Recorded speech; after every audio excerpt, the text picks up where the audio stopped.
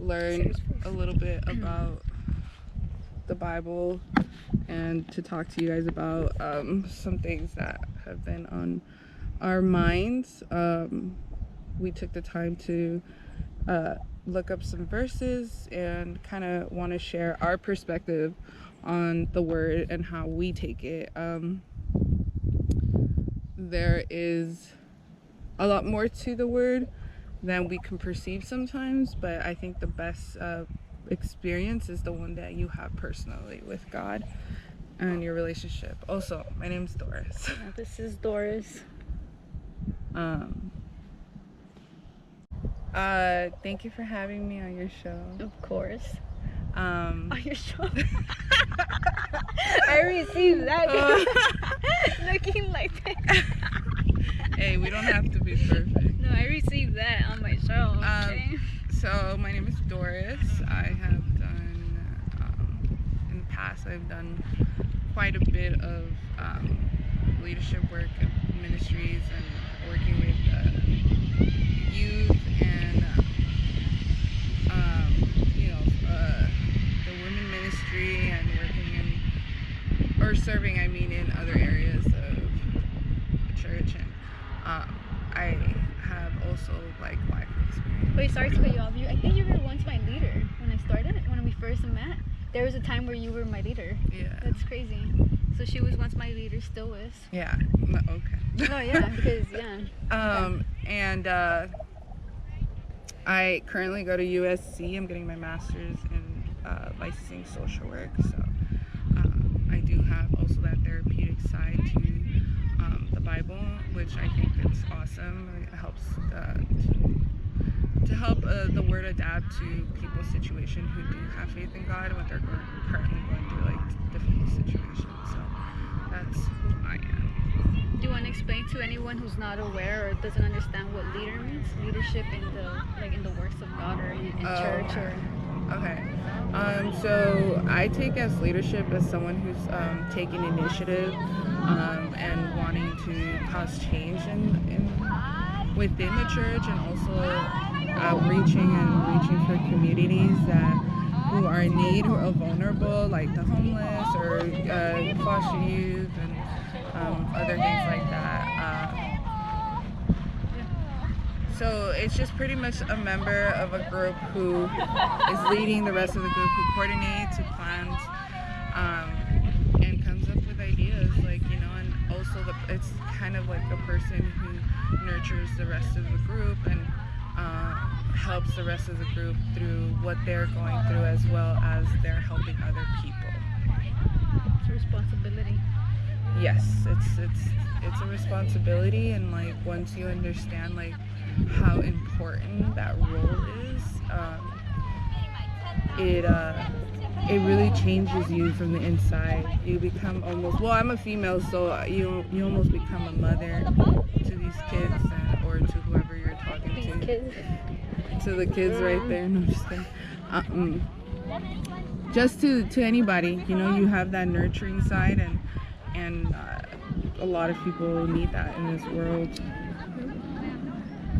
Yeah, that's who I am. So it's pretty much a Doris. If you guys want to follow her or any other questions about, because you have not just with the Bible, but you're taking classes and you do other stuff. So anyone that feels like they want to ask questions or anything else that they might be interested in, because you are taking psychology, so you're with psychology. Yeah, so I would be doing therapy. I could do therapy and do other social work stuff. So we'll leave her Instagram down below. Now I feel like a real YouTuber. Her information will be down. Yeah. That's what they do. The information will be down below. No, but really it will. Yeah, it will. It will be. If you guys ever see this and you want to talk, you can reach out to her. Reach out to me, and she's friendly. Don't worry. I most likely would answer you. So. Yeah. She's active through Instagram, right? Yeah, that's pretty much it. So no other place? No, just Instagram. All their accounts are fake. You're acting like you're all verified. Just Instagram, Oh, yes. Amen. Okay. Okay, anyway, so that was Doris. That's Doris. So we're gonna continue. So today's topic is self-compassion and the pathway to healing. Healing. Okay, so I'm gonna share something really quick, and then Doris can start. So I wrote something for self-compassion, and it's not the definition, but it's just something that how can I say it? I don't want to say perspective either, but Your definition. no, yeah, but I want to say, like, as I'm growing with God, like, you know, when you have a relationship, and now because you grew more, like, you see something. Well, that would be a perspective, no? Yeah. So I guess, yeah, because this is what I wrote for self-compassion. Compassion to recognize the need, suffering of others and take action to help. When we have God, we put others first. It's no longer about I. We are strong enough in God to sustain ourselves in Him and help someone else. Oh, sorry about that. That's what I put for self-compassion. So what does that mean to you? That, because I feel like the word itself, self-compassion, it's basically like self. You're putting yourself first, and you should be strong enough first to help someone. But when you have God, He is the one that's within you, and if you have Him, you are strong enough, and you're able to sustain yourself, so you're able to help and be there for other people. Because sometimes, like, people have been, I'm not saying, like, I don't want anyone to take this the wrong way, but I'm saying, like, sometimes we get comfortable of being in a relationship or in a ministry for years, and you're not really strong in Him, and that's why sometimes you're not willing to help, or it's not easy to give or to have a helping hand, because you're not actually as strong as you should be now. Because it's like, even when you have a boyfriend or anyone, like, it's a relationship, it's there to grow. You're not supposed to be staying in the same place for years. You get me? You know what I'm saying? Yeah. I just want to make sure. I don't know. I understand what you're saying. I think if you're speaking from your heart, then it's not offensive. But that's just me. I don't know how else. I don't care what people think. Anyways, so what was the verse that you read? I'm sorry, I forgot. For what? The one you just read right now. Oh no, that was just self-compassion, what I had put for self-compassion. Oh, okay. Yeah. So just to continue on with what Heidi was saying, we have the ability to extend our help for others. So there is a verse in the Bible that talks about the Good Samaritan, and this Good Samaritan was the person who ended up helping an individual who was stuck on the road, on the dirt road, and so many other people had passed by and nobody had helped them. And I like to think to myself that there's something very unique about that individual, because he had the strength, the courage, and the bravery to do something like that. And you would probably say, like, oh, why would that be a picture of self-compassion?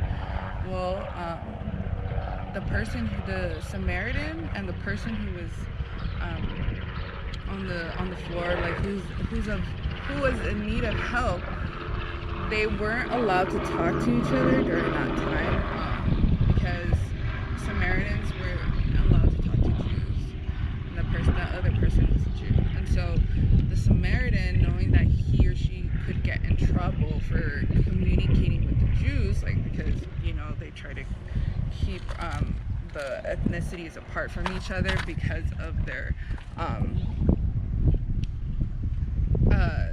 the culture and the things the traditions that the Samaritan believes they were, pagan or whatever. And so, he took a chance, and he did. That's why he's called the Good Samaritan, because the willingness. There was a willingness, and Samaritan people were prone to be outcasted and by the Jews and mistreated by the Jews, like really bad. And so he himself, the Samaritan, and he knew what suffering was like because he had suffered for all his life. You know, he had known like that he was different, that maybe he wasn't good enough, that he was less of a person, that he didn't have the things that the Jews had, because the Jews were they were pretty much taking over all the land, and they were trying to implement their traditions and have people follow them, follow them into the truth. And so this man had the opportunity. He could have just left them there, but he didn't. He had compassion over this man, and that's because he learned what compassion was for him. He knew what compassion meant, like when he was compassionate with himself. You have to feel pretty good about yourself to do something good for someone else. Like, you don't do something good for someone else when you feel really bad. Sometimes people do that, but it's not healthy. Usually you want to be someone who's solid and someone who is able to fulfill the needs of others if they could. So he had pity on this man who was on the road, and then this man, he learned what compassion was because he was helped by the Samaritan. And at the time, the Samaritan put him up at a house, and for kind of like a motel, if you would think of it like that, and he took him into so he could rest, and he would come back for him.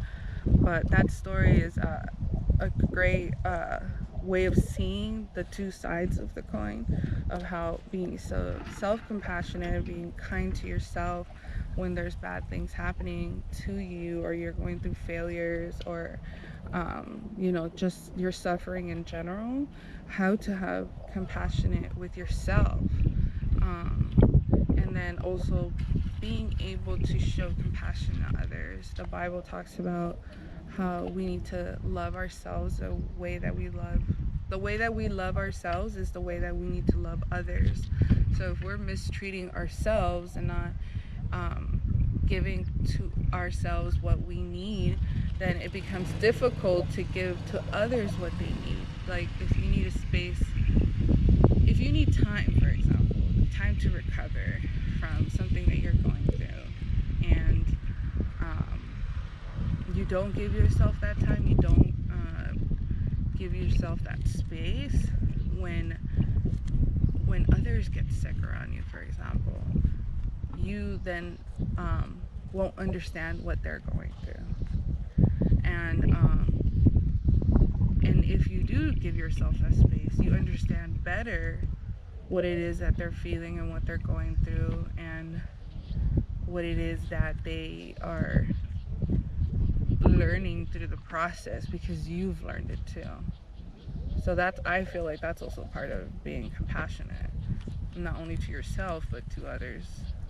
But I think most importantly, besides to yourself, I think you need to also have God, because even people in the world who don't have God can be compassionate towards themselves and others. But what would be the point to all that if you don't have God, and at the end of the day, when there comes a point that you do hit rock bottom and that compassion for yourself is not there, and God is not in you either, you're not going to be able to sustain yourself in any way.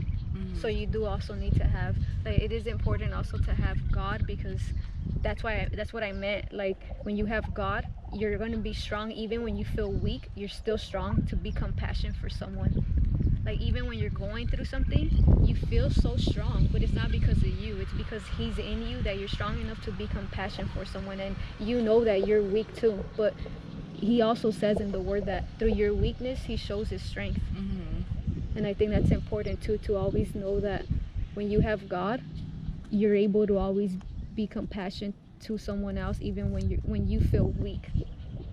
And that's also, like, I feel like when you do that, and you shouldn't do it expecting something, but I feel like when you do things like that, like, you also make yourself strong in some type of way, because you're weak but you're still being strong for other people.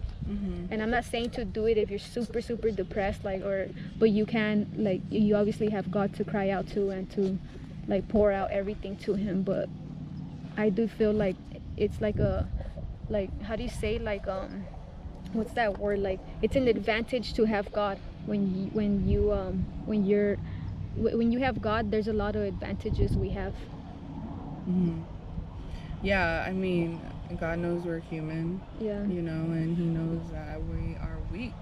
I mean, we all have our weaknesses and our strengths.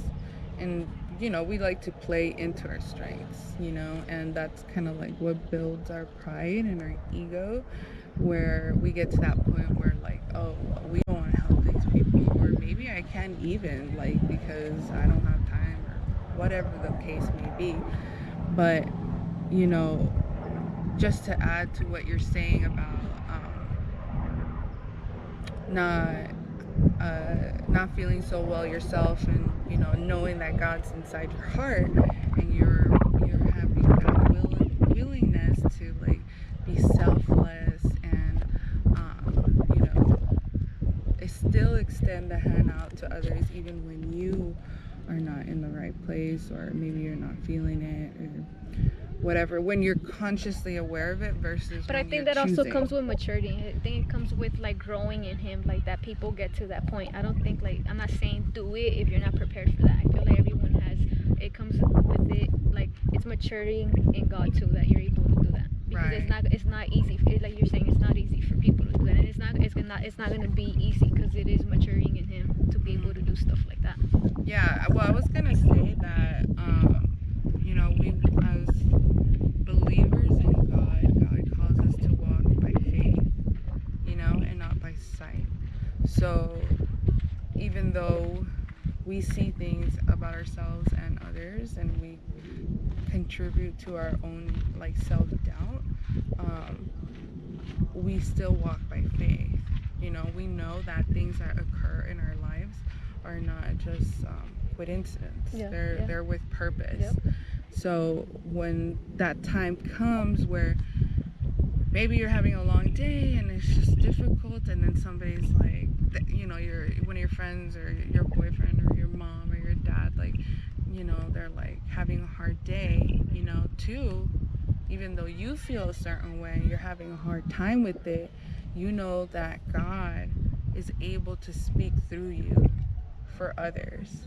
And that's where that faith comes in, and that trust in God, that you know the word well enough, and you understand the relationship you have with God, because he has shown you what compassion is, or what being compassionate to yourself looks like. So you're able to kind of maybe even shift your perspective at that moment to be willing to help others. And that's where you're talking about that it strengthens you in some way, because it does, you know, like, it really does. You know, especially if you're that type of person who loves people and wants to see people be happy, and etc. I mean, even if you're not that type of person, and you still have a heart for people, but you're like in doing business, for example, you could still have a heart for people and help them in the way that you can help them in your own strength. But when it comes to, you know, certain people who are really like engaged and want to engage into a community and help others, they are a little bit more selfless. They're a little bit more, they give themselves up a little bit more for others, you know. And that's just what I've seen, because also I am in that, like, kind of field where it's like all about humans and about, like, sociology and psychology. So and helping others. So it's important to have a balance, you know, of when you're being compassionate too, because it's like, you know, you can't drain everything you have to give to someone and you not have anything, because then in some way you're actually, like, condemning yourself, because you're trying to extend that help out to someone else. And you know, and condemning yourself or not putting yourself in a good spot, like, even though you're helping others, you know, and I'm talking about this in a more logistic way where, like, you kind of look at the, you know, like I said, at two sides of the coin, um, and you see the benefits and you also see the cons sometimes of what can happen if you give too much, you know. So again, there needs to be a balance. You know, God doesn't want you to take off your shirt, you know, and give it over to somebody when you don't got another one, you know, and then you're gonna get sick and you're not gonna be okay. Like, no, that's Well, you have to be wise. You have to be yes, wise. exactly. So I have a verse that I really like and I would want to read it to you guys. It's like, for me, when I read it, it was like, it kind of like renewed my heart a little bit. It just reminded me of certain things about the way that I live my life. Like, I'm not perfect, and you know, I would like to live my life in a better way, to serve others and to be kind of like mature in God, you know. Sorry, there's bird poop on my finger. Oh, there's. Oh, my phone. That just happened now? Yeah. Well, I don't know. I just looked down and it was there. Thank God for these wipes. I'm telling you. So, anyways, all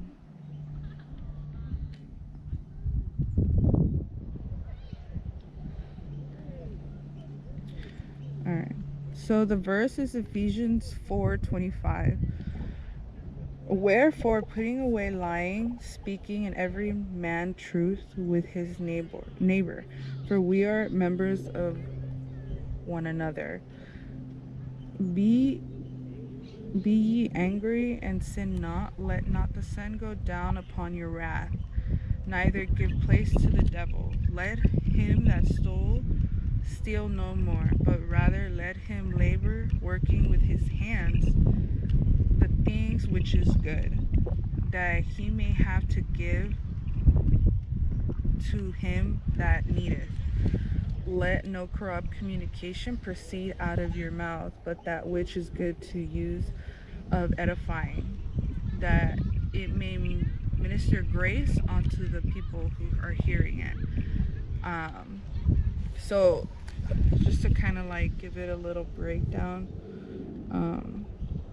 so it's telling us not to lie to our neighbors, not to deceive others, because we're all part of one community. Like, even if you are not part of the church, like wherever you are, like in your family unit, in your friends, you know, the relationships that we create are based on trust.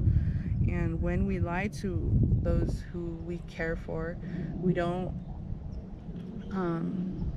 give them what they need. Like, we're like literally deceiving them into and manipulating them. And that's not that's not being compassionate. That's not being compassionate at all, especially if someone's asking for the truth. So, and it also says not to be angry, that you can be angry, but not to sin, and to don't let a day go by without you resolving that anger within yourself. So that again goes into that self-compassion. Like, people become angry because things don't go their way, for example, or they lose something, or they fail, or they're suffering in some way. Like, even when you're physically suffering from an illness, you can become angry, and you can become angry at others who are not helping you, or even God sometimes.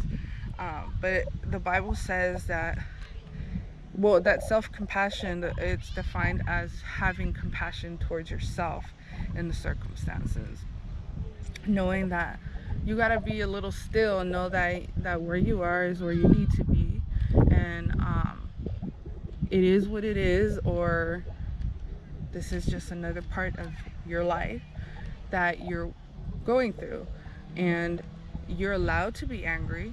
See, there's that part of the Bible where God is validating your feelings, but he doesn't want you to sin. So he doesn't want your anger to cause further pain, I believe.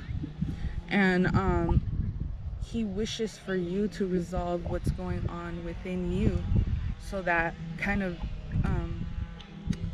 self-reliance and like transformation can occur from within. So he also says not to steal, not to give the devil a place in your life. So when things are bad and you sometimes still do what's bad, like he's asking for you to cut that out, even if it's slowly. So like if you do drugs, for example, or you, I don't know, smoked like 4 bowls yesterday. Well, God's asking you to remove one and smoke less and less and less, because you give that space over to the devil, not to the actual herb, because it can be used in different ways, but you give that space for bad vibes to occur, and that's not what God wants for your life. God wants you to live in peace. So he asks us to be compassionate with others by not stealing from them, and to have integrity, and that's part of being compassionate for ourselves too. And when we do speak, to have the wisdom and the knowledge to enrich people's lives and not to bring them down, because that's part of being compassionate. You're helping lift people and you're not trying to tear them down.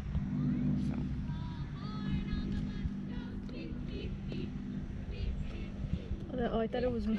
No, it's Oh, that was good. No, I am. I was just waiting for. I didn't want him to. Oh. Yeah. Okay, so now I'm gonna share another verse that's also about compassion, and this can be found on Matthew 9:36. But I also like to open this up just to confirm that it's in the Word, even though it's written on here as well. Here, you want to read it from here? Matthew 9:36. 9:36. Matthew 9? Yeah, chapter 9, verse 36.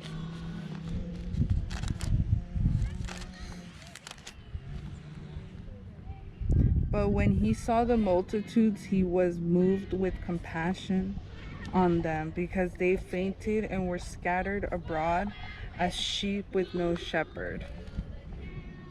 So on here, what Jesus was saying was the people that were fainting, scattered, and shepherdless. And I feel that happens today, that many people in the world, including myself sometimes, how she was explaining that we go through situations, or you may be going through something now, or maybe just overcame something, that could have been you fainting.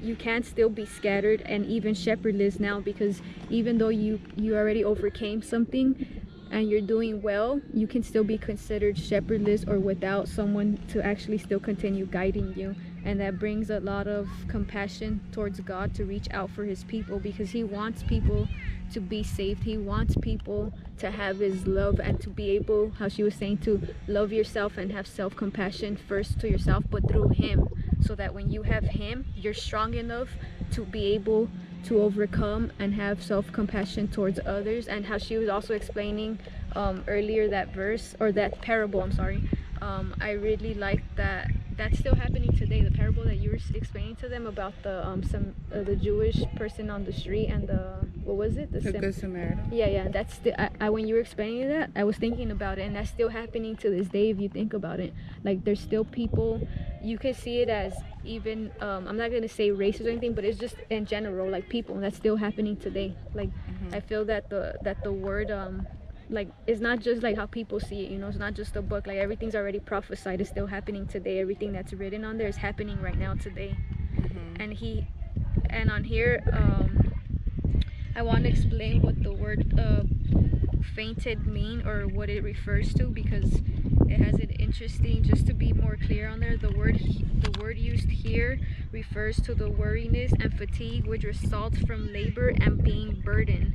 He saw the people burdened with the rites of religion and the doctrines of the Pharisees, sinking down under their ignorance and the weight of their traditions, neglected by those who ought to have been enlightened teachers, and scattered and driven out without care and attention. With great beauty he compares them to sheep wandering without a shepherd. Judea was a land of flocks and herds. The faithful shepherd by day and night was with his flock. He defended it, made it to lie down in green pastures, and led it beside the still waters. Psalms 23:2. Can you please open it?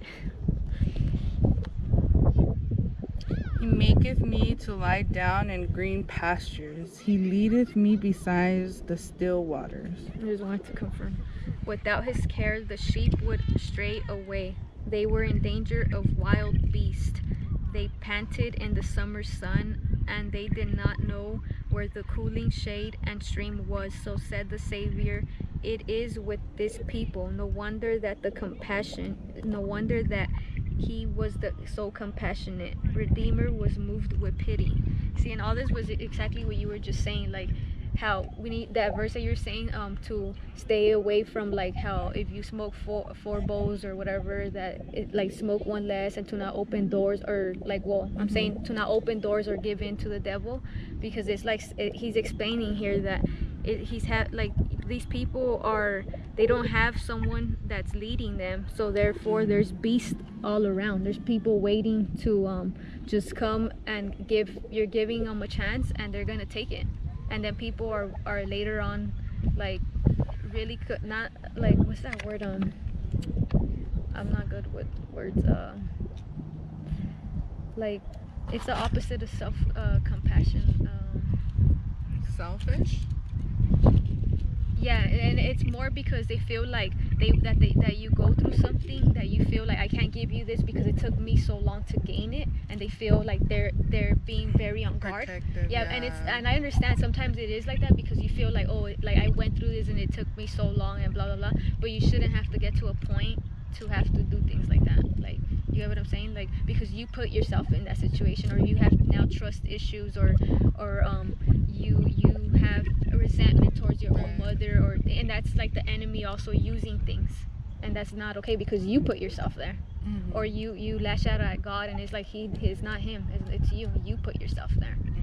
And that's not okay. And that's also like what the verse you were saying, and that's why he has so much pity over these people, like how this verse was saying that he just wants, like, can you read it again? Sorry. 23:2. He maketh me to lie down in green pastures. He leadeth me beside the still waters. Yeah, like what he wants is something good for us, like, and it's not about, oh, it's gonna be so, like, it's not like that sounds really nice. It's not about it's always gonna be that nice and it's gonna be so easy, but he does want the best for us. Right. He does. But how do you see that, like how people experience something and then they become so defensive over it? They're vulnerable, and they're scared to be vulnerable because they went through something really hard, and there's a lot of, we're taught to we have been taught to understand as being vulnerable as something bad, and we become really defensive when and actually in contrast to that, it's actually a strength for you to be able to be that honest and that genuine with someone, especially, for example, like if you're a recovering drug addict and you're on sobriety, you're on that pathway, and then you meet somebody who just like isn't there, and they're still going through the motions of their addiction. Like, you gotta be so selfless and just be vulnerable enough to extend out that kindness to someone who is in need, because someday, a long time ago, somebody lifted you up, and then in that same way you can lift others. So, but that's not something to be ashamed about. Like, I feel like the true human connection, we've learned to associate it with like bad things, like, oh no, you can't really be that honest because, oh, that person's gonna manipulate you or something like that, Or they're gonna use it against you. Like, no, like, someone who is vulnerable, has good intentions, and is genuine will not do that to you. That's a key word, intentions. Yeah, they will not do that to you. They will be who they are, and they will and who they are is what's coming out of them. So they are compassionate because someone showed them that compassion a long time ago. But even if they did turn out to use something against you, I don't think that you should do something in return as revenge. I think what would you advise someone the best thing for someone to do if they use something against them? Like, okay, if I opened up to you and said, hey, I just stopped smoking yesterday, but you know my relationship with God and how I put it out there, but I just told you yesterday I just stopped smoking, and then I find out you told someone. Like, what would you advise someone would be the best thing for me to do? Because it is hard. It's hard because that's gonna hurt. Right. I would advise you to. So I think, in my intentions and my heart, I would take, if that would happen to me, I would. Wait, I'm sorry to interrupt. And the reason I'm asking you is because I know a lot of people, like, you have a lot of knowledge with working with people, kids, older people. You do take you are studying. You take a lot of classes that, not just that, but I mean like other stuff that I feel like all those classes and the stuff you study for helps you also like see things. When you help people and you're talking to them, I feel like you learn so much of different people's mindsets. Like, you deal with so much people, just feel like you would be a good person to come and ask, like, what would you advise someone? To forgive them. If that person wants to continue having a relationship with that individual who told on someone else, to forgive them and to work on the relationship. But also not to be ashamed of who you are. Again, it goes back to that shame key, the shame factor, where we're too ashamed to just be ourselves, and we condemn ourselves and others condemn us too. They pass judgment on what it is that we're doing, and we don't understand. They don't understand what you're going through. Like, there's no way. And you got to be a little bit more like, okay, well, let me take care of this part of my heart, this area of my heart, so that I can be free from the chains that hold me to it, that make me come back to it. So it's like, for example, if somebody is just like the verse that I just read, if somebody stole at one point, to not steal again, and to work with their hands to give to others. So for someone who steals, that's very hard, because they revolve their life around that, and that's how they kind of like live. They survive in that way. So there is that tendency to think like, oh, that person can't do it, and even those people, to have love and compassion towards them, because there's something inside of them that's not aligning with their own integrity, for them to say that, for their own values and morals. Like, they see other people doing things that they wish they could do, or say things that they're doing that they wish they could do. They admire the hater, pretty much. So I see it in that way, to have love for others and continue just showing love. And even when somebody does something bad to you, just send, like, bless their lives and wish them well, and because there is a difference between what your emotions are and your reactions are versus the other person, and you got to learn how to separate those two things and take control of who you are, versus picking up someone else's baggage. And sometimes that might be their area, right? Like talking more than they have to. Yeah. Yeah. It's just different. We all have areas. If we're honest, we all have areas. Yeah. We're gonna continue having areas. Mm-hmm. But we can choose what areas to have too. Mm-hmm. And that work that you do within yourself and with God and your relationship, that's where compassion starts. And that's how you have compassion for others. So I was thinking about something right now when you said about a person who steals and how someone sees something in him, and or how he who did you say he, or how someone sees something in him? or like they probably don't think that they can change their lives around. No, but oh yeah, something like that. I don't know. But then I remembered about how you were also saying how we live by faith, and that also has to do with that. Like you could do something so much and think that you're never gonna be able to stop, but it also has to do with growing your faith. That's when faith has to kick in too, because you're seeing things different as how they are now. Like you have to see ahead, like think ahead. Like you get what I'm saying? Like Right. see it as it how it's not, but believing that it's going to be that way. Right. Like Right. your faith has to really come in at certain points. Right. And everyone's worthy of a better life. Yep. Like everyone, even if you're in jail and you murdered somebody, everyone is worthy of a better life. And even if you don't understand that, or if others don't, God understands that, and he looks at you with like eyes of kindness and of love. Yep. I'm not going to read all of it because it's just too much, but I do want to read the bottom just because this I do like. So it says, Christ teaching us what to do with the emotion, personal work, prayer, and help. A portrait of Jesus, his compassion manifested in the great transaction of his life.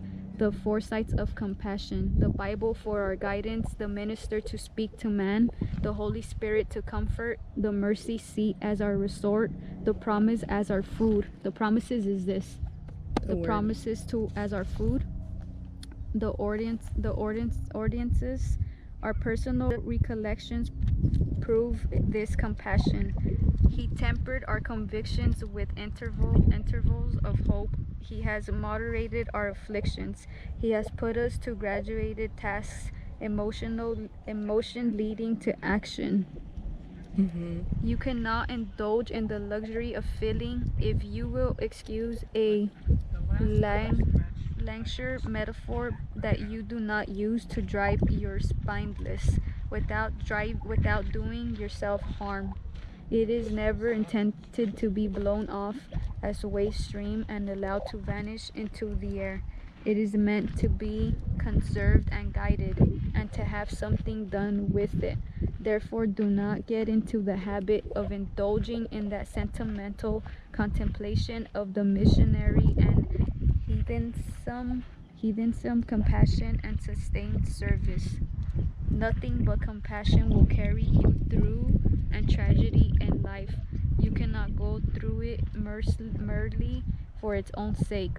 The hireling will fall asleep over the sick child, but the mother will drive sleep away from her dwelling place till she has rescued her little one from the power of the enemy, if it will be within the scope of her endurance and skill to win so great a triumph. Her compassion keeps her awake. Her love makes the night as the day.